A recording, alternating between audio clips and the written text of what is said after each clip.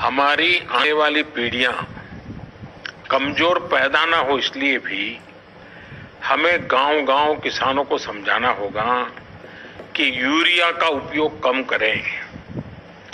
Urea के कारण बहुत बड़े संकट आ रहे हैं। यूरिया से हमारी मिट्टी, हमारे जल, उस पर बहुत विपरीत असर होता है। और इसलिए पल्लवी जी, आप जैसे प्रधान गांव वालों को समझाए कि भाई अब गांव में पहले अगर 10 थैली आता था यूरिया तो अब 5 थैली आएगा, पहले 100 थैली आता था तो 50 थैली आएगा, हम आधा कर देंगे। आप देखिए पैसा भी बचेगा और ये हमारी धरती माता भी बचेगी। तो मैं चाहूंगा कि जब पंजाब के किसानों से बात हो रही है और पल्लवी जैसे प्रधान से बात हो रही है, तो मुझे पक्का विश्वास है कि आप ये काम करोगी और मेरी तरफ से आपको बहुत बधाई, बहुत शुभकामनाएं। आइए हम महाराष्ट्र चलते हैं। भोले भाले किसान अधिक उत्पादन के लालच में फंसकर रासायनिक खाद व कीटनाशकों का प्रयोग करने लगे। बैलों की जगह ट्रैक्टर से जुताई होने लगी। शुरुआत में कम रासायनिक खादों के प्रयोग से अधिक उत्पादन हुआ। धीरे धीरे रासायनिक खादों के प्रयोग के कारण भूमि की उर्वरा शक्ति क्षीण होने लगी, जिसकी वजह से उत्पादन घटने लगा तथा फसलें कमजोर होने लगी। फसलों के कमजोर होने के कारण उनमें रोग व कीट लगने लगे। रोग व कीटों से फसल की सुरक्षा के लिए और अधिक कीटनाशकों का प्रयोग होने लगा। एक तरफ ज्यादा उत्पादन के लिए अधिक रासायनिक खादों का प्रयोग होने लगा, वहीं दूसरी तरफ फसलों को रोग व कीटों से बचाने के लिए अधिक विषाक्त कीटनाशकों का प्रयोग बढ़ गया, जिसके कारण उत्पादन लागत बढ़ी और किसान को लाभ कम होने लगा, बल्कि छोटे किसान कर्ज में डूबने लगे। धीरे धीरे भूमि की उर्वरा शक्ति क्षीण होने से भूमि बंजर होने लगी। रासायनिक खाद व कीटनाशकों के कारण खाद्यान्न भी विषाक्त हो गए तथा जलवायु भी प्रदूषित हो गई, जिसके कारण मानव, पशु पक्षियों के स्वास्थ्य पर प्रतिकूल प्रभाव पड़ा, जिसका परिणाम आपके सामने है।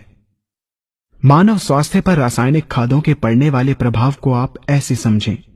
जब किसान फसल में रासायनिक खाद डालता है तो रासायनिक खाद में उपस्थित विषाक्त रसायन जल में घुलकर सबसे पहले जल को प्रदूषित कर भूमि के अंदर उपस्थित केचुए व सूक्ष्म जीवाणुओं को मार देता है।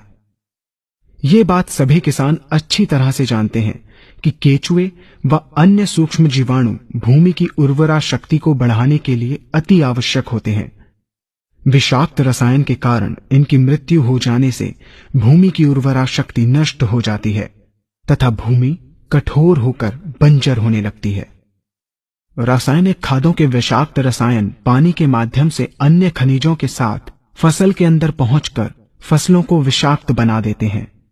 बाद में जब खाद्यान्न के रूप में मनुष्य या अन्य पशु इन्हें खाते हैं तो ये विषाक्त रसायन मानव स्वास्थ्य पर बहुत ही बुरा प्रभाव डालते हैं तथा मनुष्य के अंदर तरह तरह के रोग उत्पन्न करते हैं। जब हम जैविक खाद का प्रयोग भूमि पर करते हैं तो जैविक खाद पानी में मिलकर पानी को प्रदूषित नहीं करती। जैविक खाद भूमि के अंदर उपस्थित उर्वरा शक्ति को बढ़ाने वाले जीवाणु तथा केचुओं की संख्या को तीव्रता से बढ़ाती है, जिससे भूमि की उर्वरा शक्ति बढ़ती है तथा भूमि छिद्र युक्त एवं भुरभुरी हो जाती है, जिससे वायु और प्रकाश भूमि के अंदर गहराई तक प्रवेश करते हैं, जिसके कारण भूमि में तापमान एवं आर्द्रता का संतुलन बना रहता है और फसलें मजबूत होती हैं। जैविक खाद में विद्यमान तत्व खाद्यान्न के माध्यम से मानव व पशु पक्षियों के शरीर में पहुंचकर स्वास्थ्य लाभ पहुंचाते हैं। जैविक खादों के प्रयोग से फसलें अच्छी और मजबूत होती हैं, जिसके कारण उन पर रोगों एवं कीटों का ज्यादा प्रभाव नहीं पड़ता।